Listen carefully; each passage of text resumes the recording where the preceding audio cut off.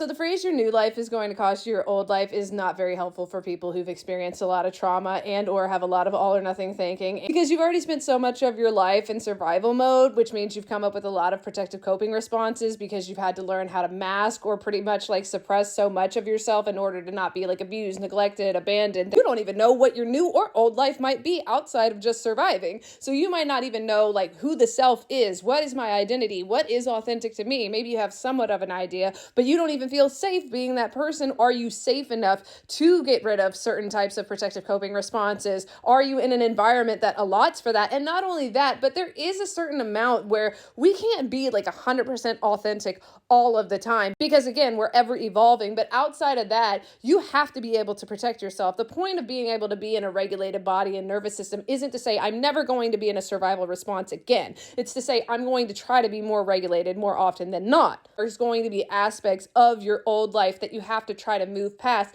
while also trying to humanize the experience of saying that some things you're not going to be able to completely change about yourself. There are also going to be moments in our life where we regress a little bit and start doing things that are part of our old life or protective responses because maybe we have another traumatizing event or like a funeral or something like that. And so when there's no explanation given around that type of topic and people start finding themselves self-sabotaging or going back into old behaviors, they think that they're messing up. Not only that, but saying your new life is going to cost you your old life kind of projects this like shame and guilt on all these different parts of yourself that like protected you and all the different things that you did to protect yourself, which isn't the same as saying, oh, I should be so hunky-dory that I did maybe not the greatest things to keep myself protected, but it's being able to forgive yourself and understand and recognize why you had those different types of behaviors and then learn to update those parts of you to be like, okay, maybe my anger itself isn't part of the problem, but the way that I am expressing it or have in the past is not the greatest. Maybe the way that I was sad or the way that I was unmotivated cost me a lot of opportunities. So I can still make space for all these old parts of me while just learning how to work with them and update them and express them in different ways. So your new life isn't necessarily going to cost you your old life, but your new life is going to require you to start working with your past and making peace with it and updating it. Because when you get to know your past and you start grieving and working through it and making peace with it, you will be able to understand when those old parts of you are popping up and give them nurturing and kindness and love. Not go, oh my gosh, I'm self-sabotaging, I'm a terrible person. Because I promise you, you are a human, you're going to slip up sometimes. And that doesn't necessarily have to be a bad thing. In fact, most of the times when we start slipping up or falling into these old behaviors, it is usually a huge indicator of something. So when we're able to pay attention,